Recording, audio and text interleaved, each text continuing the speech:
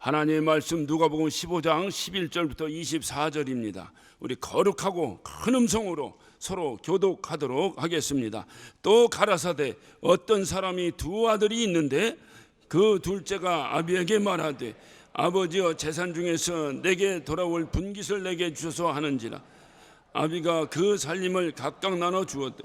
그 후 며칠이 못되어 둘째 아들이 재물을 다 모아가지고 먼 나라에 가 거기서 허랑방탕하여 그 재산을 허비하더니 다 그날에 크게 흉년이 들어 저가 비로소 궁핍한지 가서 그 나라 백성 중 하나에게 붙어 사니 그가 저를 들러보내어 돼지를 치게 하였는데 쥐엄 열매로 배를 채우고자 하되 주는 자가 없는. 이에 스스로 돌이켜 가로되 내 아버지에게는 양식이 풍족한 품꾼이 얼마나 많은고 나는 여기서 주려 죽는구나.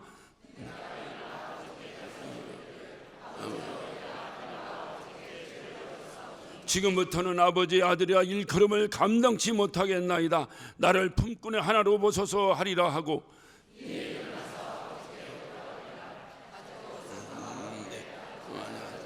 측은히 여겨 달려가 목을 안고 입을 아들이 가로되 아버지여 내가 하늘과 아버지께 죄를 얻어 싸우니 지금부터는 아버지 아들의 일컬음을 감당치 못하겠나이다 하나 아버지 종들에게 제일 좋은 옷을 내어다 입히고 손에 가락지를 끼우고 발에 신으시 그리고 살찐 송아지를 끌어다가 잡으라. 우리가 먹고 즐기자.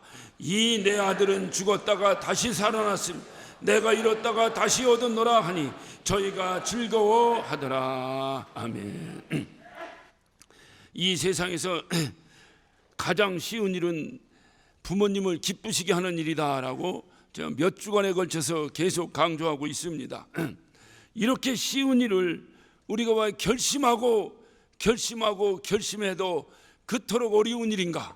그 이유는 그 부모님의 은혜를 모르기 때문이다라고 말씀도 드렸습니다. 오늘 다시 말씀을 시작합니다. 그 부모님의 은혜를 모르던 그 은혜를 언제쯤 알게 될까요? 여러분의 경험으로 한번 답을 해보세요. 언제 알게 됩니까? 어느 누구나 동일합니다. 동서고금을 막론하고 동일합니다. 부모님이 돌아가신 이후에 알게 됩니다.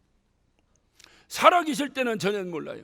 그래서 송강정철이라고 하는 그 위대한 그 스승도 그런 말을 했습니다. 어버이 사라질 때 섬기길 다하여라. 지나간 후에는 애달따워야리 평생에 고쳐 못할 일 이뿐인가 하노라. 어버이가 살아계실 때 섬기길 다해야지 돌아가신 이후에는 암만 하려고 해도 안 된다 그 말이에요. 저에게도 깊은 아픔이 하나가 있습니다. 제 개인적인 프라이버시이기 때문에 제가 여러분에게 공개는 하지 못하지만 항상 그 돌아가신 아버지를 생각할 때 이게 아버지 살아 계셨을 때 내가 이걸 용서를 빌었어야 되는데 지금도 아버지 생각을 하거나 산소에 가거나 어딜 가면 항상 그것이 먼저 나를 탁 떠오르게 합니다. 아쉬움이 아주 많습니다. 그런데 중요한 것은 우리 하늘에 계신 우리 아버지의 관계는 어떻겠는가 하는 겁니다. 이 땅에 계신 아버지와 하늘에 계신 아버지의 큰 차이는 이 땅에 계신 아버지는 글쎄 섬기려고 하고 용서 좀 빌어보려고 하고 이제 좀 철 좀 들어서 아버지의 기쁨이 좀 돼보려고 하면 글쎄 그 아버지가 안 계시다니까요.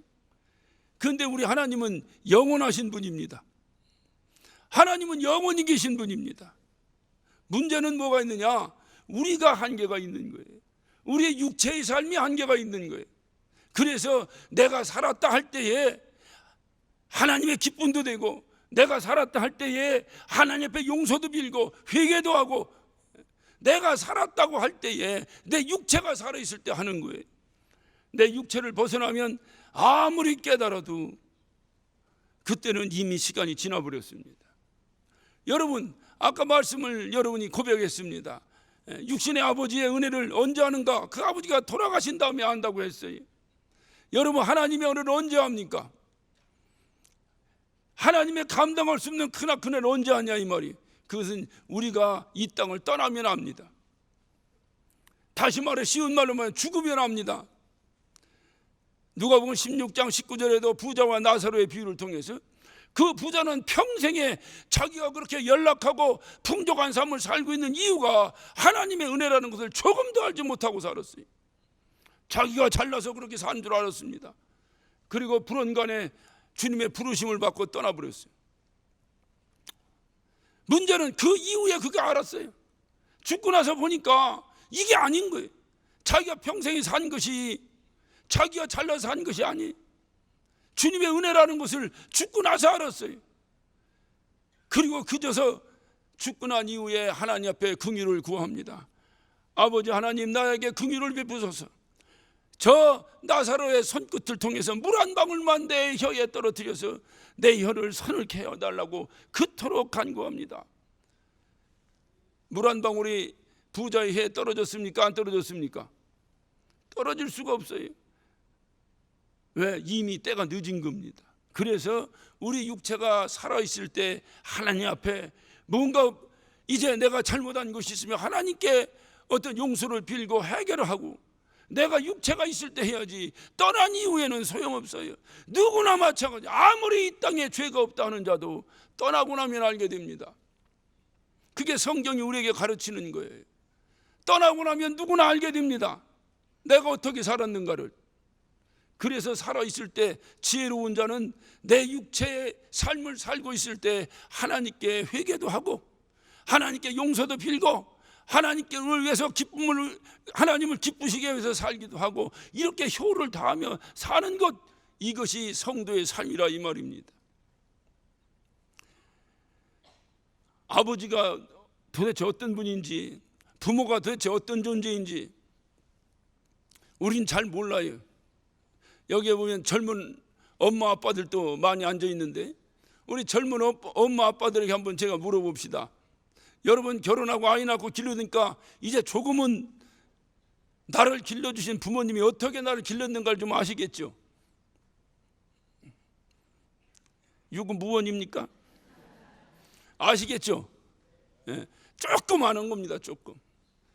야, 내가 내 자식 키우는 게 이렇게 힘든데 우리 아버지 우리 어머니는 나를 어떻게 길렀는가? 그 가난하고 그 어려웠던 시절에 이렇게 풍족한 이 세월 속에서도 둘이 벌어서도 갱신이 한 놈 가르치고 기르기가 이렇게 힘든데 우리 아버지는 혼자 벌어가지고 어떻게 그 많은 사람을 먹여 살렸는가? 내가 아비가 되고 나니까 조금 아는 거예요. 그것을 알고 그 부모가 어떤 분인가를 알고 나서 여러분 한번 생각해 보세요. 이런 부모에게 잘못을 하고 용서를 구하지 않는다면 그놈이 과연 그 부모의 자식이라고 말할 수 있겠는가?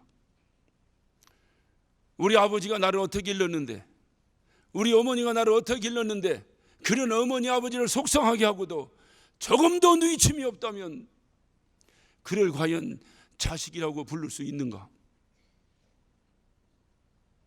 여러분이 부모가 어떤 분이라고 하는 존재를 만에 일이라도 안다면 그런 부모 앞에서 내가 잘못하고 그런 부모를 속썩이게 하고 그런 부모를 기쁘시게 못하고도 내가 자식이라고 나 잘났다고 살아간다면, 그리고도 네 집이 없다면 과연 그를 자식이라고 말할 수 있겠는가?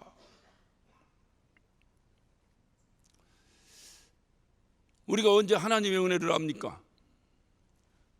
우리가 하나님의 은혜를 언제 합니까? 우리가 하나님의 은혜를 예수 믿고 나서 하나님의 은혜에 대해서 우리가 알게 됩니다. 하나님의 은혜, 하나님이 어떤 분이신가를 알게 되었어요. 예수 믿기 전엔 전혀 몰랐습니다. 내가 예수를 믿고 나서 주님을 영접하고 하나님의 자녀가 된 이후에 내가 이렇게 살아가는 것, 나 된 것은 하나님의 은혜구나 하는 것을 알게 되었습니다. 여러분이 알고 있는 그 알량한 그 하나님에 대한 그 암, 하나님에 대한 그 지식, 그것만 가지고서라도 여러분 하나님 앞에서 이렇게 살면 안 되죠. 우리가 하나님 앞에서 이렇게 살면 안 되죠.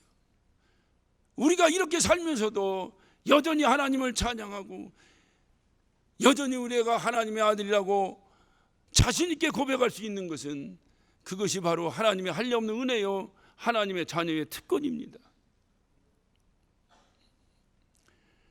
우리가 하나님이 어떤 분인지를 알아요.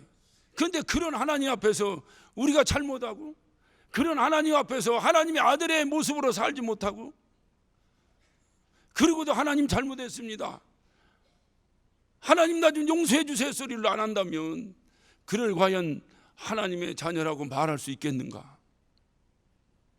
우리 스스로를 한번 돌이켜 보시길 바랍니다. 하나님이 나를 어떻게 하셔서 당신의 자녀를 삼으셨는데, 그런데 그분 앞에서 내가 기쁨이 되지 못하고도 하나님 잘못했으며 소리를 못한다면, 아니 안 한다면, 아니 거부한다면 과연 그를 하나님의 자녀라고 말할 수 있겠는가? 그래서 주님도 이 땅에 오셔서 가장 첫 번째 공생애를 시작하면서 일성이 바로 뭡니까? 회개하라, 천국이 가까웠느니라. 회개가 첫 번째라는 거예요. 무조건 부모님 앞에서는 잘못했습니다부터 시작하라는 거예요. 내가 이 땅에 태어나서 부모님의, 내 존재 자체가 부모님의 기쁨이 된다 하더라도 그거는 부모님의 입장이요, 내 입장에 생각할 때에 나같이 이런 미천한 자를 기쁨의 대상으로 바라보고 있는 그 부모 앞에서 내가 이렇게 살면 안 되지, 이걸 깨달아야 되는데, 그리고 그분께 아이고 아버지, 아이고 어머니, 내가 당신의 만족한 만큼 살지 못해서 정말 죄송합니다. 여러분, 이런 마음을 가지고 부모를 대하고 살아보세요. 이 땅에 성공 못할 놈이 어디 있겠습니까? 전부 다 제멋대로 자기가 잘나서 살았다고 생각하고, 내가 조금만 더 좋은 부모 만나고, 조금만 더 돈 많은 부모 만나고, 조금만 더 능력 있는 부모 만났으면 지금보다 더 잘 됐을 때, 이런 쓸데없는 소리를 하고 다니는 녀석들, 과연 그가 부모님의 은혜를 안다고 말할 수 있겠습니까? 아니지, 그게 아니에요. 우리가 자식 낳아서 길어보니 참 우리 아버지도 나한테 그렇게 했겠구나, 우리 어머니도 나에게 그렇게 했겠구나, 야 이렇게 길렀는데 내가 과연 내 삶을 살아가면서 우리 부모에게 어느 정도의 만족이 되었는가? 우리 하나님께서 나를 당신의 자녀 삼아주시기 위해서 어떻게 하셨는데 내가 과연 그분의 자녀로서의 그분께 얼만큼 만족을 드리며 살았는가? 날마다 이걸 묵상하는 거예요. 아침에 일어나면 묵상하고, 저녁 때 잠자리에 누울 때 또 묵상하고, 그리고 잘못한 것을 회개하고 자는 거예요. 하루를 마감하는 겁니다. 그런데 말로는 이 회개가 하나님의 자녀의 가장 큰 특권이라고 말을 하는데, 여러분, 하나님의 자녀가 아니면 회개할 권한이 없어요.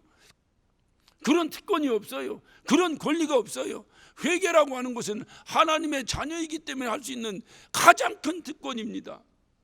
그런데 이 특권을 가지고 말로는 그렇게 말합니다. 회개합니다, 하나님 용서해 주세요, 회개합니다. 정말로 진심으로 하는 것인지, 왜 회개를 그토록 하고 날마다 회개합니다, 회개합니다 해도 우리 삶에는 조금도 변화가 일어나지 않는 것인가?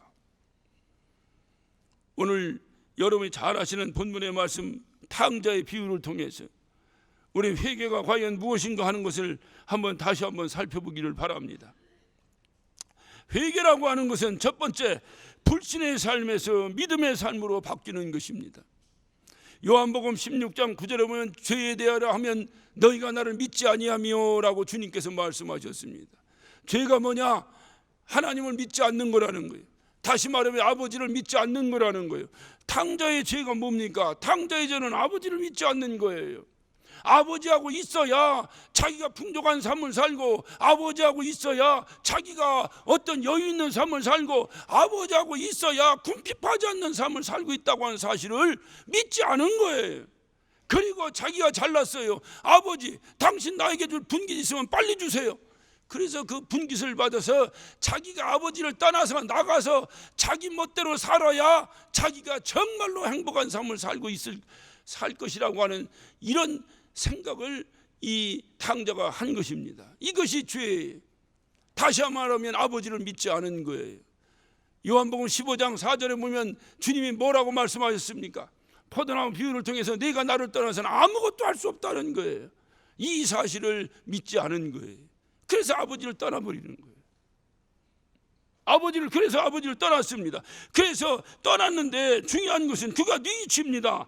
17절을 한번 봅니다. 이에 스스로 돌이켜 가로되 내 아버지 집에는 양식이 풍족한 품꾼이 얼마나 많은고 나는 여기서 줄여 죽는구나. 다시 말하면 아버지 안에 있어야, 그 아버지 안에 있으면 품꾼들도 풍족한데 내가 아버지의 아들임에도 불구하고 아버지를 떠나니 아무것도 없구나. 이 사실을 떠나고 나서 알았다, 그 말이죠. 이것을 뉘우친다라고 말합니다. 뉘우치는 거예요. 회개가 뭡니까? 뉘우칠 회입니다. 뉘우치는 거예요. 근데 뉘우치는 거만 끝나면 회로 끝나는 거예요. 개가 뭡니까? 고칠 개입니다. 뉘우치고 고치는 거예요. 이 탕자는 바로 고칩니다. 그래서 그가 일어나서 아버지께로 돌아갑니다. 이것이 바로 이 탕자의 회개입니다. 그러니까 아버지를 믿지 않은 삶에서 왜 아버지에게 돌아갔습니까? 아버지를 믿으니까 돌아가고, 내가 아버지에게 돌아가면 이제 나의 이 궁핍한 삶이 끝나겠구나. 아무리 내가 떠나서 자유로웠다 하더라도 떠나보니 남의 품꾼 노릇이나 하고 돼지나 먹는 돼지 음식이나 같이 나눠 먹을 수 있는 비참한 신세밖에 되지 않는데, 내 아버지 집에는 품꾼들도 풍족하게 사는데 내가 내 아버지 집에 돌아가리라 라고 깨닫는 것을 뉘우쳤다라고 말합니다. 오늘날 우리가 여기까지는 참 잘해요. 뉘우치는 거예요. 내가 이렇게 살면 안 되는데. 오늘 말씀을 듣고도 여러분 또 그렇게 뉘우칩니다. 내가 이렇게 살면 안 되는데. 회개는 그렇게 안 되는 데라고 깨달은 이후에 고치는 거라니까요. 고쳐야 됩니다. 이게 고쳐지질 않는 거예요. 그러니까 똑같은 회개를 계속 하는 거예요. 똑같이 고쳐지지 않는 회개를 계속. 그러니까 우리는 회개했다고 하는데 하나님은 그 회개는 나는 모른다 하리라. 고쳐져야 되는 거예요. 여기 있는 탕자는 고쳤습니다. 아버지께로 돌아갔습니다. 그래서 그가 아버지 품으로, 여러분 봐요. 아니, 아버지 밖에서 아무리 착하면 무슨 소용이 있습니까? 대개 부모님들 만나면 그런 자녀들에 대한 상담을, 그런 상담, 얘가 나가서는 참 잘한다는데 집에서는 이렇게 말을 안 들어요. 여러분 간증 같지 않습니까? 우리 클 때 다 그렇게 하지 않았어요? 이상하게 집에서는 아버지 어머니가 뭐라고 말하면 칭칭거리고 대답하는데, 아이고 제가 나가서 대체 사회생활을 어떻게 할까 걱정합니다. 나가서는 기가 막히게 합니다. 냥냥냥냥. 그게 무슨 소용이 있어요? 아버지 밖에서 잘하는 게 무슨 소용이 있어요? 나를 길러주신 내 부모님 앞에서 잘해야지 나가서 잘하는 게 무슨 소용이 있어요? 혹시 이전에 아버지 품을 떠나 계신 분이 혹시 계십니까? 10월은 초청의 달입니다. 오늘 이 예배를 통해서 여러분 다시 주님 안으로 초청받으시기를 예수 이름으로 축원합니다.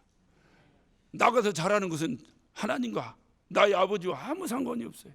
주님 안에서 잘하는 것이 우리 주님이 세마신다는 것입니다. 주님 안으로 돌아오시기를 예수 이름으로 축원합니다. 그것이 바로 회개예요. 회개. 깨닫는 거로 회개하는 게 아니라 뉘우치는 거로, 후회하는 것으로. 그거는 후회는 되지만 회개가 아니에요. 회개는 다시 돌아오는 것입니다. 두 번째, 오늘 탕자를 통해서 우리가 깨닫게 되는 것은 아버지 품으로 돌아온 자가, 회개라고 하는 것은 뭐냐? 내 중심적인 삶에서 하나님 중심적인 삶으로 바뀌는 것을 말합니다. 그게 회개예요.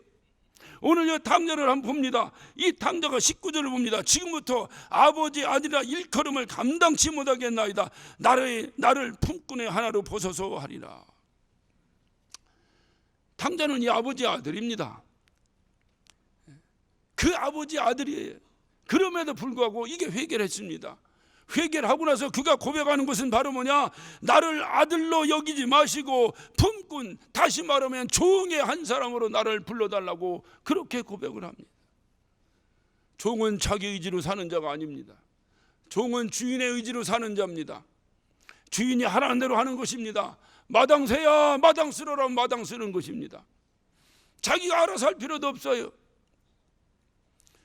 자기 의지가 전혀 없는 자를 종이라고 말합니다. 오직 주인의 의지에 따라서 살아가는 자를 종이라고 말합니다. 우리는 예수를 믿었습니다. 그리고 고백합니다. 이제는 내가 산 것이 아니요 내 안에서 그리스도가 사신 것이라. 내가 십자가에 못 박혀 이미 죽었기 때문에 이제는 내가 산 것은 내가 사는 것이 아니라 내 안에서 십자가에서 부활하신 예수 그리스도께서 사시는 것이라고 날마다 고백을 합니다. 정말로 그렇습니까? 정말로 여러분 안에서 예수가 살고 계십니까?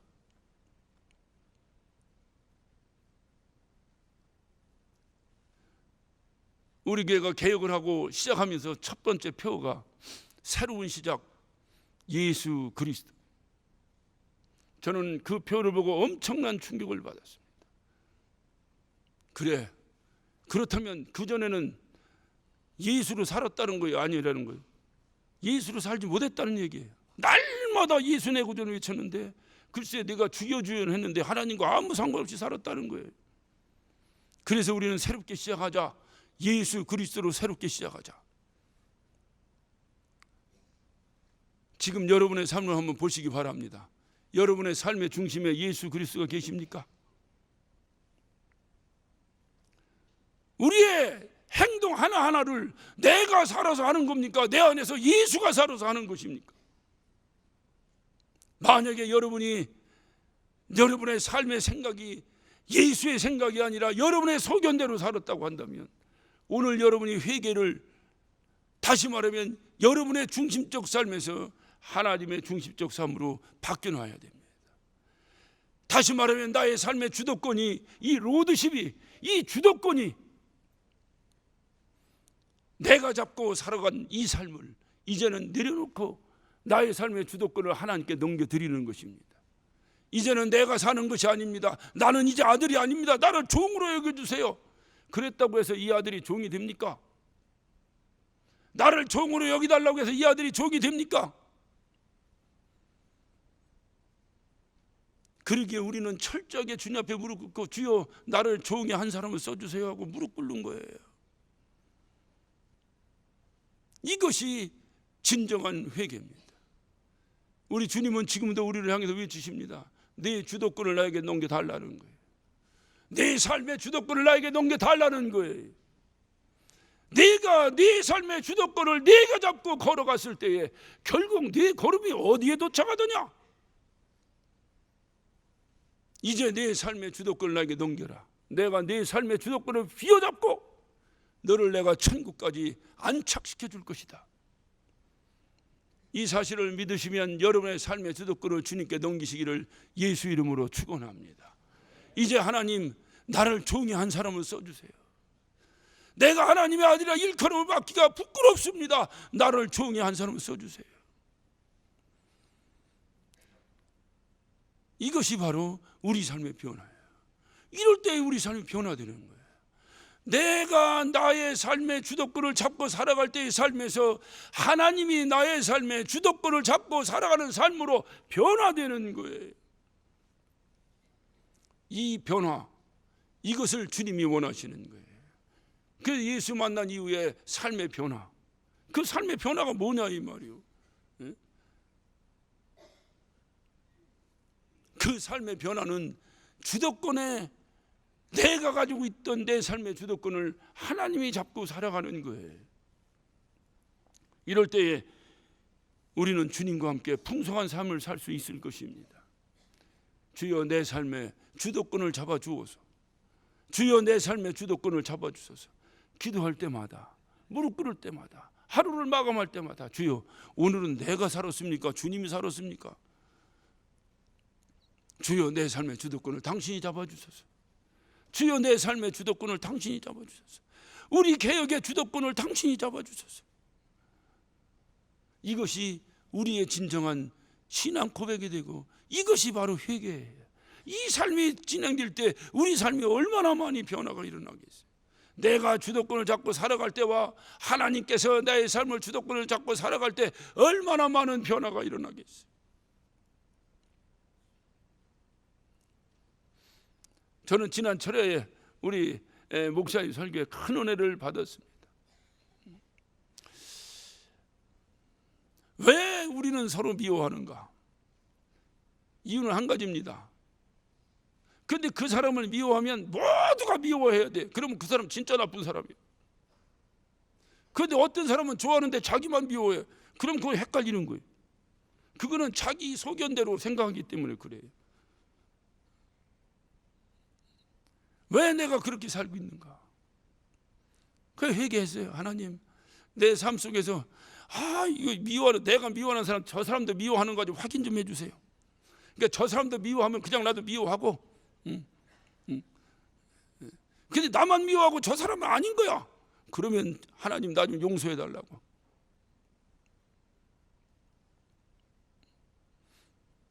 왜 내가 다른 사람은 괜찮은데 나만 그 사람을 미워할까요?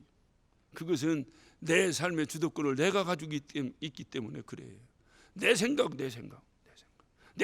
내 기준에 안 맞는다는 거죠. 내 기준에 저 사람은 내 기준에 안 맞는다는 거죠.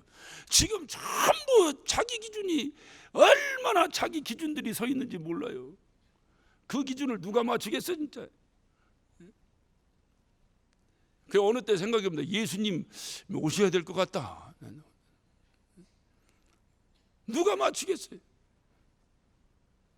하나님, 내 삶의 주도권을 당신이 가져다. 당신이 가져주시고 당신이 내 삶을 이끌어 달라고. 그것이 바로 회개. 그래서 이 탕자는 돌아오자마자 아버지 잘못했어요. 내가 앞으로 훌륭한 아들이 될게요. 이런 소리 안 합니다. 아버지 잘못했어요. 이제 내가 아버지 아들이라 부르기가 부끄럽습니다. 불림받기가. 이제 나를 종이 한 사람으로 불러달라고. 이게 진정한 회개예요.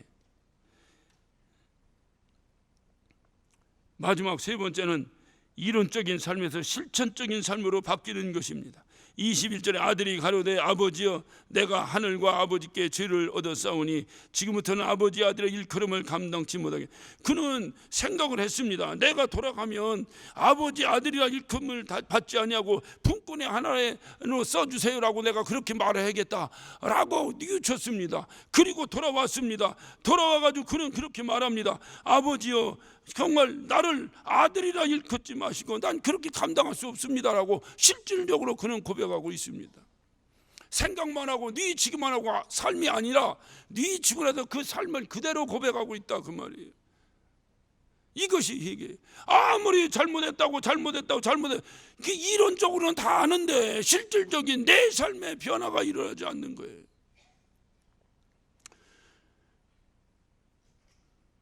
우리는 흔히 말합니다. 육체보다 영혼이 더 중요하다고. 그래, 심지어는 다른 교회에서 쓰지 않는 나 영혼이라고 하는데 이 교회 사람들만, 저 사람 성락교회 다니는 안 하면 나 영혼 하면 성락교회 다니는 사람.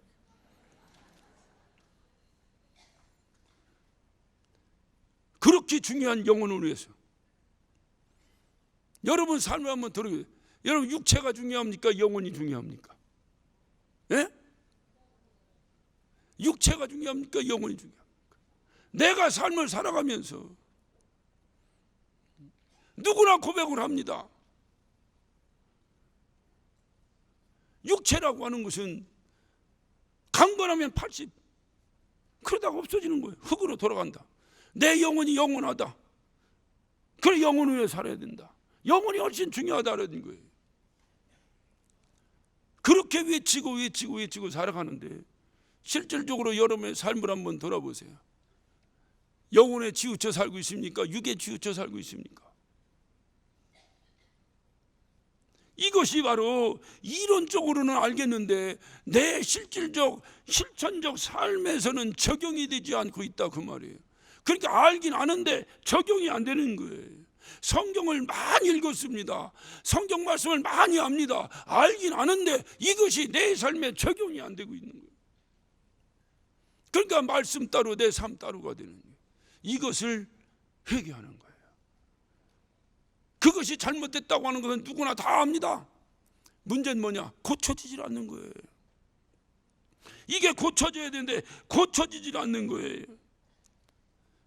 주님이 말씀하십니다. 소금이 맛을 잃으면 무슨 소용이 있으며 빛이 빛을 잃으면 무슨 소용이 있겠는가. 하나님 말씀을 아무리 많이 한다고 해도 그 말씀에 순종되지 않는다면 그 말씀 아는 것이 무슨 소용이 있겠는가. 성경은 말합니다. 겸손하라고요. 지금 이 시대에 우리에게 가장 필요한 덕목은 겸손입니다. 그런데 알긴 알아요. 그런데 안 돼요. 알긴 아는데 안 돼요. 혹시 여러분이 그런 마음에 뉘침이 있다면 이것을 뉘치고 끝나는 것이 아니라 고쳐버려야 된다니까요. 그럴 때에 이것이 진정한 회개가 이루어지는 것입니다. 회개는 변화를 일으키는 거예요. 여러분, 한 가지 의문점이 있어요. 여러분이 자녀들을 기릅니다. 자녀를 기르는데 이 자녀가 꼭 아버지, 엄마 내가 잘못했어요 용서해 주세요 싹싹 빌어야 용서합니까? 그거 안 빌으면 용서 안 합니까? 잘 모릅니까? 빌어야 용서합니까? 안 빌어도 용서합니까? 그게 자녀의 특권이에요. 자, 이 말씀을 바꿔봅시다. 하나님은 내가 꼭 회개해야 용서할까요? 여러분이 그 신앙생활이 잘못된 거예요. 그래서 진정한 회개가 안 되는 거예요. 땅에 있는 아비를 아비라 하지 말라고 외치신 그 하나님께서 땅에 있는 아비도 용서를 구하지 않아도 내 자식은 무조건 태어날 때부터 응애 하는 순간에 이미 그의 과거와 현재와 미래의 삶이 최소한 그 부모에게서는 용서받은 자녀인데 하늘에 계신 하나님 옆에서는 어떻겠습니까? 만약에 그것이 용서받지 못한다면 천국 갈 사람이 어디 있겠습니까? 회개 안 해도 내가 그분의 자녀라면 우리는 용서받은 존재예요.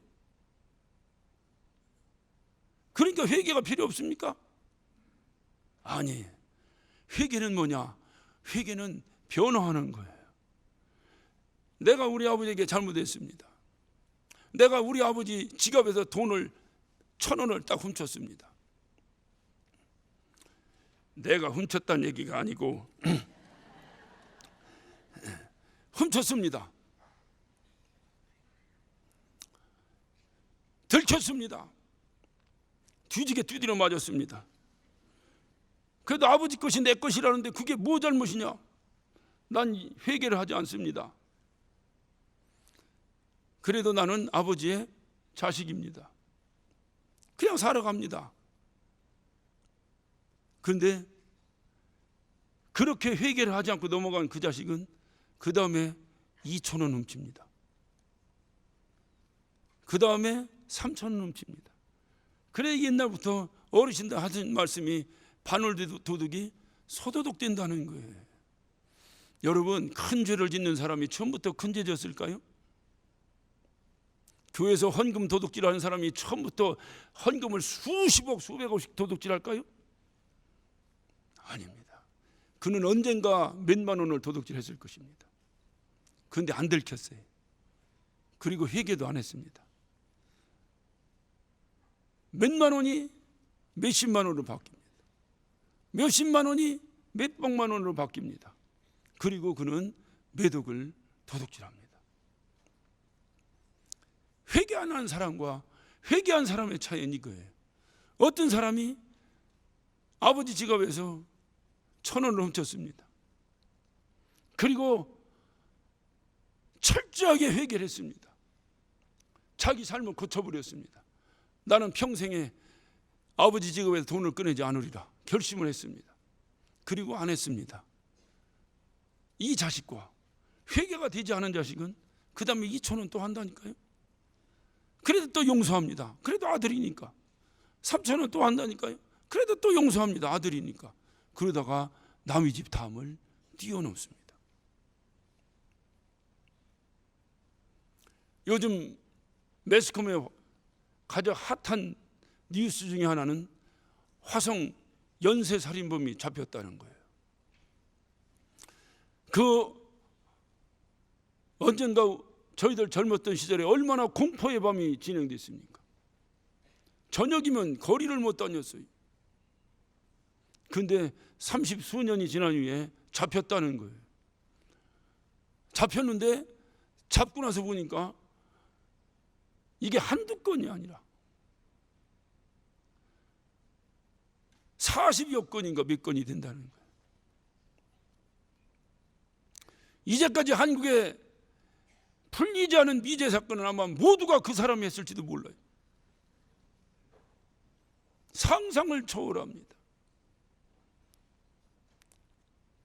그 어머니가 언뜻 이렇게 인터뷰에 지나가는 걸 봤습니다. 우리 아들은 그런 적이 없다는 거예요. 우리 아들은 그렇게 했을 리가 없다는 거예요. 이 고백은 무슨 고백입니까? 그래도 그 아들은 내 아들이다 그 말이죠. 그래도 아들이에요. 문제는 어디 있느냐? 그 아들이 처음부터 나는 태어나서 이 땅에 태어난 사명이 연쇄 살인범이 되어서 명성을 떨치는 것이다 하고 태어났을까요? 아닙니다. 그는 모르긴 해도 너 앞으로 꿈이 뭐냐? 그러면 그는 평범한 아이와 똑같이 대통령이요 라고 대답했을 것입니다. 그런데 그의 삶이 연쇄 살인범이 되어버렸어요. 한 번 잘못했을 때 뉘우치지 않았어요. 그 다음에 또 하고, 그 다음에 또 하고, 그 다음에 또 하고, 그 다음에 또 하고. 만약에 그가 자기 처제를 죽여서 잡히지 않았더라면, 지금까지 안 걸렸더라면 그는 지금도 하고 또 하고 또 하고 죽을 때까지 했을 것입니다. 삶의 변화가 일어나지 않는 거예요. 회개하지 않으면 삶의 변화가 일어나지 않는 거예요. 그 연쇄 살인범도 그 가슴을 치며 슬피 울고 있는 어떤 여인의 아들입니다. 아마 모르긴 해도 이 세상 모든 사람이 그를 연쇄 살인범이라고 욕하고 손가락질해도 그 어머니에게서만큼은 이미 용서받은 자일 것입니다. 중요한 사실은 용서받았지만 그 어머니의 아들이라고 하는 신분은 여전하지만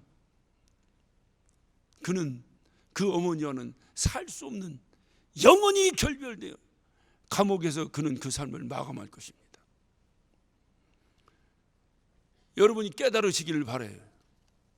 내가 회개 안 한다고 해서 하나님의 아들이 아니다, 하나님의 아들이다, 그것이 논쟁거리가 될 수는 없어요. 그것은 하나님이 하실 일입니다. 중요한 사실은 내가 회개하지 않냐고 변화되지 않으면, 내가 변화되지 않냐고 계속해서 타락하고 지내다 보면 거룩하신 하나님과는 영원히 결별된다는 사실입니다.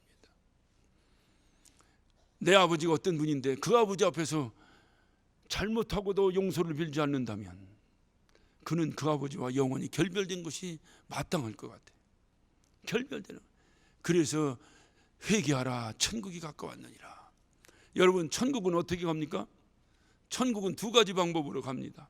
하나는 주님이 오시든지 아니면 내가 죽어가든지 두 가지예요. 그런데 주님이 오셔서 가셔야 되는데 안 오셔요. 계속 기다립니다. 어서 오시옵소서. 2000년 전부터 기다렸어요. 중요한 사실은 2000년 전 교인보다는 2000년 앞당겨진 건 틀림없어요. 근데 안 오셔요. 언제 오실지 아무도 모르는 거예요. 너희는 그런 거에 관심도 갖지 말라는 거예요. 그래서 우리는 매너리즘에 빠져버렸습니다. 주님이 오신다는 건 알긴 아는데 우리의 삶은 주님이 안 오시는 것처럼 살고 있어요. 중요한 것은 하나를 우리가 놓치고 있습니다. 주님이 오셔야 우리는 천국에 갑니다. 중요한 사실은 주님이 오시는 거 기다리다 지치면 내가 갑니다. 우리가 갑니다. 만약에 주님이 오시는 것이 언제인지 몰라 측량할 길이 없다 하더라도 내가 간다고 하는 사실을 우리가 인지한다면 여러분, 정말 천국이 가까웠죠? 정말 가까웠죠? 아니, 장로님들 왜 이렇게 가만히 계시오? 정말 가까웠죠? 회개하세요. 그래서 회개하라는 거예요. 우리는 언제 갈지 모르고 그래서 회개하라는 거예요. 왜? 내가 떠난다 하면은 애달다 어이하리. 죽은 이후에는 아무리 하나님 나를 궁히 여기달라고 외쳐봤자 무슨 소용이 있겠느냐 그 말이에요. 그래서 우리는 회개하는 건데, 회개가 무엇이냐고 물으신다면 오늘 이 말씀을 잘 기억하세요. 집에 가서 이 말씀을 다시 한번 묵상하세요. 그냥 잘하는 말씀이게 넘기지 마시고, 아, 탕자가 이렇게 회개했구나. 말씀을 마치면서 중요한 사실 하나를 다시 한번 보기로 합니다. 24절입니다. 이 내 아들은 죽었다가 다시 살아났으며 내가 잃었다가 다시 얻었노라. 다시 말하면 회개하니까 아버지는 어떻게 인정했다고요? 크게 대답해. 어떻게 인정했다고요? 죽었다가 다시 살아났다는 거예요. 그렇다면 회개를 안 하면 어떻다는 겁니까? 기도하십시다. 오늘 시간 우리 다 같이 한 목소리로 기도하실 때, 하나님, 내가 산 자입니까 죽은 자입니까? 내가 산 자입니까 죽은 자입니까? 하나님, 오늘 이 시간에 나를 밝히 분별하고 주님 앞에 회개하게 하여 주옵소서.